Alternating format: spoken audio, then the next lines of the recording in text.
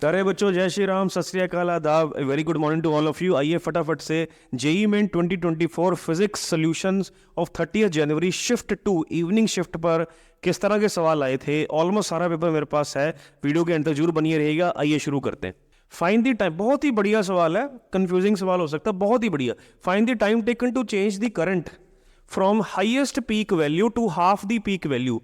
कितना समय लगे? अगर मैं डायग्राम देखूं, डायग्राम कहती है कि AC voltage applied to a resistor.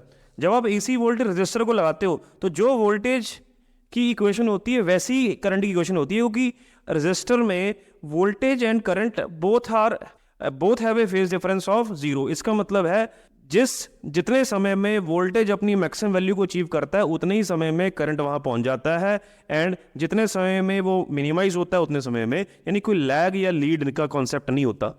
ठीक है, तो यानी करंट की इक्वेशन भी ऐसी हो जाएगी साइन की फॉर्म में, तो ये एक याद रखना। तो अगर मैं करंट का ग्राफ बनाऊं, ग्राफिकली ये साइन का ग्राफ बन गया। ठीक है, तो कितना समय लगेगा from highest peak value, so this is the highest peak value, that is I naught, to the half the peak value. जब ये आधा होगा तो यहां आएगा, तो कितना समय लगेगा, यानी यहां से यहां जाने का, ए से बी तक आने का कितना समय होगा।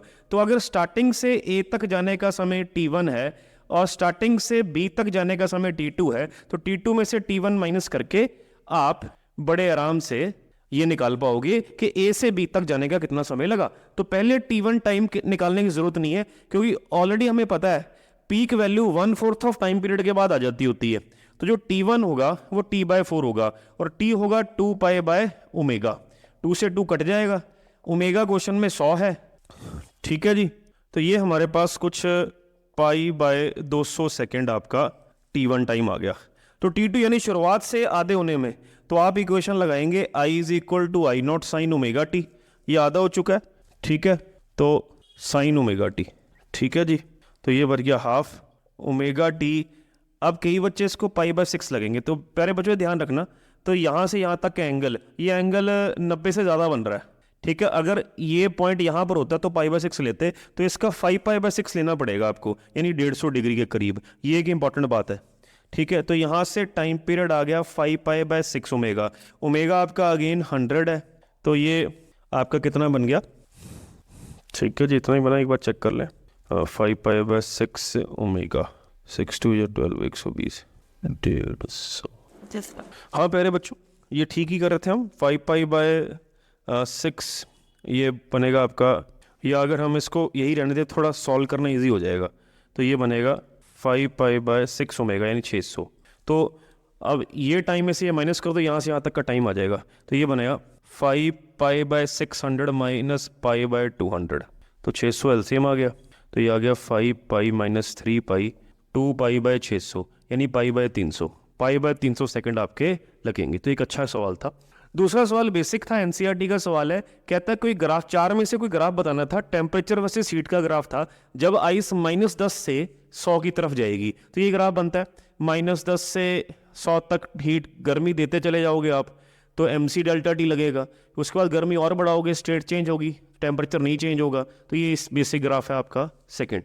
तीसरा क्वेश्चन, एक सिंपल पेंडुलम दिया था जिसकी लेंथ 4 मीटर है, उसको हाइट r पर ले गए from the surface of earth, तो टाइम पीरियड बताइए। अब देखिए, क्योंकि ये हाइट कंपेरेबल है रेडियस के, तो इसमें जो ग्रेविटी हाइट पे लेनी है आपने ये फॉर्मूला लगाना है, आपने वो फॉर्मूला नहीं लगाना g × 1 - 2h/r, क्योंकि वो तब लगता है जब हाइट लेस देन r हो। ठीक है, तो इसमें h आ गई आपकी r + r 2 और 4r², तो g/4 आ गई।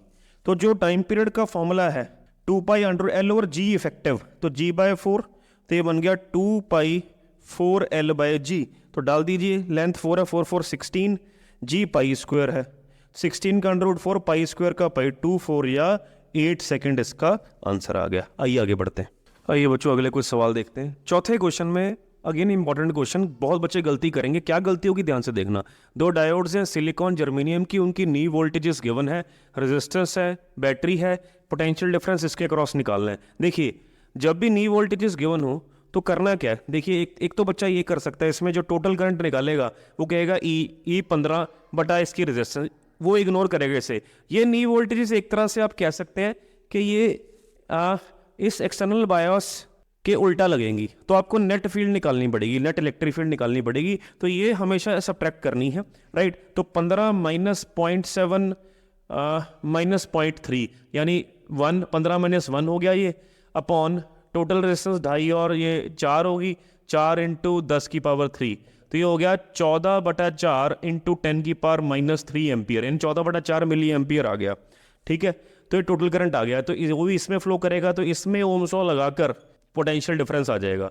तो 14/4 इंटू 10 की पावर माइनस 3 इंटू रेजिस्टेंस आ गई 2.5 इंटू 10 की पावर 3, ऐसे कट गया, ये ऐसे आ गया, तो 35/4, तो 4 8 या 32 8.75 वोल्ट आ गई। आइए आगे बढ़ते हैं। एक इनफाइनाइट वायर है जिसकी लीनियर चार्ज डेंसिटी लैम्डा है, चार्ज पर यूनिट लेंथ, उसके आसपास एक -q चार्ज मास m का रिवॉल्व कर ले, सर्कल बना रहा है, इसके पीरियड ऑफ रेवोल्यूशन निकालनी है। तो कुछ नहीं करना, इस पे जो अट्रैक्टिव फोर्स लगी वो सेंट्रीपिटल फोर्स प्रोवाइड कर रही होगी, तो इसकी इलेक्ट्रिक फील्ड हम जानते हैं, तो q into lambda over 2πε0r should be equal to mr omega square, omega डाल दीजिए 2π यानी 4π² टी सॉल्व करके आपका ये बन जाएगा। आइए आगे बढ़ते हैं। एक ब्लॉक है जिसको अप दी प्लेन लेके जा रहे हैं, 10 न्यूटन फोर्स लगाकर, इतना कोएफिशिएंट ऑफ स्टैटिक फ्रिक्शन है, इतनी उसकी डिस्प्लेसमेंट है, वर्क डन अगेंस्ट फ्रिक्शन निकालना है।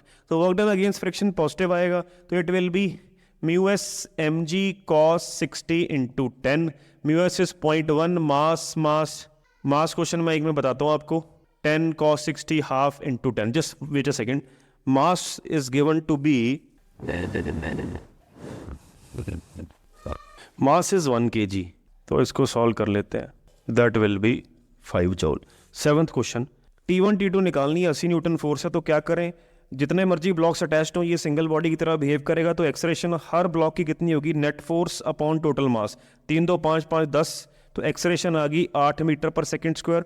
दो इक्वेशंस बना लीजिए, इसके लिए इक्वेशन बनेगी T1 should be equal to 5 into 8 that is 40 newton, इसके लिए इक्वेशन बनेगी T2 minus T1 should be equal to 3 into 8, T1 is 40 24, तो T2 आ गया 64 न्यूटन। आइए आगे बढ़ते हैं। आइए बच्चों फटाफट से अगले सवाल करते हैं। इसमें एक ग्राफ गिवन था, मैक्सिमम काइनेटिक एनर्जी और फ्रीक्वेंसी के बीच में स्लोप पूछी थी। आइंस्टाइन की फोटोइलेक्ट्रिक इक्वेशन से के मैक्स होता है h nu minus phi naught, तो इसको y is equal to m x plus c से कंपेयर करोगे तो स्लोप विल बी h, तो h इज द आंसर। 9वां क्वेश्चन, एक प्लेनेट का रेडियस अर्थ के रेडियस से 1/3 है, उसका मास 1/6 है, अर्थ के सरफेस पर एस्केप स्पीड इतनी है, प्लेनेट के सरफेस पर कितनी होगी। एस्केप स्पीड का फॉर्मूला होता है 2gm/r अंडर रूट, तो देखा जाए 2g तो कांस्टेंट है, मास और रेडियस पर डिपेंड कर दी है, प्लेनेट और अर्थ की एस्केप को डिवाइड कर दो, वैल्यूज डालो, you will get 7.92 kilometre per second the escape speed on the planet. 10वां क्वेश्चन, एक स्क्वायर है जिसकी साइड 1 मीटर है, उसका करंट इतना है, सेंटर पे फील्ड निकालनी है, तो ये 4 वायर्स होगी, एक वायर की सेंटर पे फील्ड ये बाइसेक्ट करता है 45 और 45 पर, 4 की 4 से मल्टीप्लाई, μ0I/4πd, डी यहाँ से यहाँ तक की दूरी ऑब्वियसली हाफ हो जाएगा, साइन अल्फा प्लस साइन बेटा, साइन 45 प्लस साइन 45, तो मैं आपको आंसर मार्क कर देता हूँ, 1 मिनट, बी इसका आंसर आपका आ जाएगा। 10th 11th, एक इलेक्ट्रॉन He प्लस आयन का इलेक्ट्रॉन nth ऑर्बिट में रिवॉल्व कर रहा है, उसकी मैग्नेटिक मोमेंट किस पर डिपेंड करती है। बेसिक डेरिवेशन है, मैग्नेटिक मोमेंट √r पे डिपेंड करेगी, तो ये आप याद रखना, एनसीईआरटी का बेसिक है। 12वां क्वेश्चन, दो डिस्क अकेली रिवॉल्व कर रही हैं एक ही एक्सिस पर, उनका I1 और ω1 गिवन है I2, फिर एक के ऊपर एक आ गई, नई ओमेगा डैश निकालकर लॉस इन का एनर्जी निकाली जा सकती है, तो नई omega dash angular momentum conservation निकालनी है, कैसे, I1 ω1 plus I2 ω2 is equal to I1 plus I2, क्योंकि सिंगल सिस्टम बन गया, इनटू नई ओमेगा निकालकर लॉस कैसे निकालोगे, initial means half I1 ω1 square plus half I2 ω2 square minus of final means half I1 plus I2 into omega dash का square. आप बड़े आराम से इसका आंसर निकाल सकते हैं, राइट। आगे बढ़ते हैं, मैं इसका 1 मिनट आपको आंसर भी लिख देता हूँ, ये आपका 24 जूल करके आ जाएगा, ऑप्शन में आपने मार्क कर देनी। 13वां question, two polaroids are at angle 45 degree, right, तो अनपोलराइज लाइट की इंटेंसिटी I0 गिवन है, तो देखिए इसमें कॉन्सेप्ट ये लॉ ऑफ मेलस का कॉन्सेप्ट है, ये थोड़ा कंफ्यूजिंग हो सकता है। जब अनपोलराइज लाइट पहले पोलराइजर से पास करेगी तो इंटेंसिटी आधी हो जाएगी, ये आधी इंटेंसिटी दूसरे पोलराइजर के लिए फॉर्मूला बनेगा, तो दूसरे पोलराइजर से जो बाहर आएगी I, that will be equal to I0/2, जो पहले से बाहर आई इंटू दोनों के बीच का एंगल कॉस स्क्वायर 45, ये 1/4 बन जाएगा, तो I is equal to I0/4। यानी ध्यान रखने वाली बात ये है, आप यहां पर I0 नहीं डालेंगे, I0 अनपोलराइज लाइट है, वो पहले पोलराइजर से वो पोलराइज होगी, वो सेकंड के लिए इनिशियल बनेगी, ये ध्यान रखना। आइए आगे बढ़ते हैं। 14th, आपको एक मोनोटॉमिक गैस गिवन थी जिसके नंबर ऑफ मोल्स 3 है, एक डायटोमिक गैस थी जिसके नंबर ऑफ मोल्स 2 है। गामा ऑफ मिक्सचर निकालना है। गामा ऑफ मिक्सचर के लिए CP mixture upon CV mixture करना है। जब आप सीपी मिक्सचर करेंगे तो नीचे जो N1 + N2 आएगा वो सीवी मिक्सचर के N1 + N2 से कट जाएगा, तो फॉर्मूला ये बन जाएगा। तो आप डायरेक्टली आप डाल सकते हैं number of moles of 3 monoatomic का सीपी 5/2R हो जाएगा, ये 2 डायटोमिक का 7/2R हो जाएगा, ये 3 CV इसका 3/2R हो जाएगा, डायटोमिक का CV आपका हो जाएगा 5/2R। सॉल्व करके इट विल बी 1.52। आइए आगे बढ़ते हैं। आइए बच्चों अगले क्वेश्चंस करें। A step down transformer has primary voltage EP given है, NP गिवन है, IP गिवन है, ES गिवन है, NS ईटा 90% है, IS निकालना है। चलिए तो पहले एफिशिएंसी क्या होती है, output by input. Output power input primary में दी जाती है यानी EP यानी 3.2 × 10⁻³ × 5। तो आप आउटपुट पावर तो निकाल ही सकते हैं, 9/10 × 3.2 × 10⁻³ / 5, ये कट गया, 5 2 2 से 16 गया, ठीक है जी, 2 5 2 8 9 8 72 × 10⁻³ / 5, ये आपका 200 हो गया, तो ये 14,400 हो गया आउटपुट पावर। तो अब आपको IS निकालना है, तो output power is ES × IS, यानी 14,400 इज इक्वल टू 320 × IS। आप कर लीजिए, यानी 14,040/32, तो कितना बन जाएगा ये 128 12 4 16 4 5 45 एम्पियर इसका बन गया। 16th क्वेश्चन में गिवन था एक रेजिस्टेंस है, इस सोर्स पे कनेक्टेड है, वो इतनी हीट प्रोड्यूस करती है W। अगर उसी के दो इक्वल हिस्से करके पैरेलल में सेम सोर्स के साथ लगा दी जाए तो कितनी गर्मी प्रोड्यूस होगी। तो देखिए इनिशियल रेजिस्टेंस R है, इसकी रेजिस्टेंस कितनी हो जाएगी R/2 × R/2 और R/2 + R/2, सॉल्व करके आ जाएगी R/4। तो जो हीट प्रोड्यूस है it is V² R × D, क्योंकि V कांस्टेंट है, इनवर्सली प्रोपोर्शनल टू R हो गया, यानी W1/W2 should be R2/R1। R2 is R/4, R1 is this, यानी W2 4 गुना हो जाएगी। This is the answer. 17th, the number of spectral lines in spectrum of He positive from N5 to N1। Number of spectral lines का formula होता है N × N-1/2। N 5 है, 5 × 5 - 1/2, यानी 5/2 × 4 10। सो this is the answer. आइए आगे बढ़े। आइए बच्चों ये भी सवाल देखते हैं। 18th बहुत बढ़िया क्वेश्चन है, ये किसी टाइम पर IIT में भी आया था 10-15 साल पहले एडवांस का, लेकिन अच्छा क्वेश्चन है। A mass is to be kept on a surface of a curve. एक कर्व है कोई, राइट, उस वो कर्व इस इक्वेशन के अकॉर्डिंग है, such that does not slip, उस पर वो स्लिप नहीं करता, तो मैक्सिमम हाइट निकालनी है उसकी, और म्यू इतना है।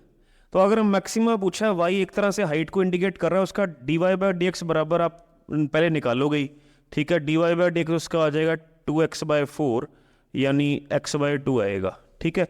अब dy/dx टेंजेंट थीटा भी होता है, यानी स्लोप होती है, यानी टेंजेंट थीटा x/2 है। और अगर कोई स्लिप नहीं कर रहा, जस्ट वाली केस है, तो म्यू tan थीटा के बराबर भी होता है, राइट। तो यानी tan थीटा ही म्यू है, यानी म्यू 0.5 ही x/2 है। x आपका 1 आ गया, x 1 आ गया, तो y should be equal to 1/4। तो जो उसकी मैक्सिमम हाइट होनी चाहिए 1/4 आनी चाहिए। इसमें क्वेश्चन में गिवन था ये रेजिस्टर्स है, ये बैटरी है, ये एक वोल्ट मीटर लगा है, इसकी वोल्टेज 1 वोल्ट गिवन थी, इसकी रेजिस्टेंस निकालनी है। अगर इसमें 1 वोल्ट है तो इसमें भी 1 वोल्ट है, तो इसमें ओम्स लॉ लगा देते हैं IR, ठीक है जी। V = IR, तो इसमें करंट कितना चला गया 1/100 एम्पियर, ठीक है। और इसमें अगर ये 4 वोल्ट है, एक इसमें 3 इसमें बची, तो इसमें कितना गया ये निकाल लेते हैं। तो इसमें V वोल्ट ओम्स लॉ लगाते हैं, V = IR, तो इसमें गया 3/200, ठीक है प्यारे बच्चों। तो अब तो अगर इसमें 1/100 है और इसमें 3/200 है, तो कितना होना चाहिए, यानी इधर से इन दोनों का सम इसके बराबर होना चाहिए। तो इसका मतलब 1/100 प्लस x शुड बी 3/200, तो x शुड बी 3/200 - 1/100, 200 LCM 3 - 2, तो इट इज़ 1/200। इसमें 1/200 आ गया, तो इसमें ओम्स लॉ लग जाएगा 1 = 1/200 इंटू आर, तो R should be equal to 200 ohm. तो दिस इज द आंसर। तो प्यारे बच्चों, ये कुछ क्वेश्चंस मेरे पास आए थे, मैंने डिस्कस कर लिए। अपने जरूर कमेंट्स डालिए किस तरह से आपको लगी मेरी टीचिंग, और जरूर अपने नंबर बताइए कितने नंबर आपके जेई में बन रहे हैं। चलिए अगली वीडियो तक के लिए नमस्कार।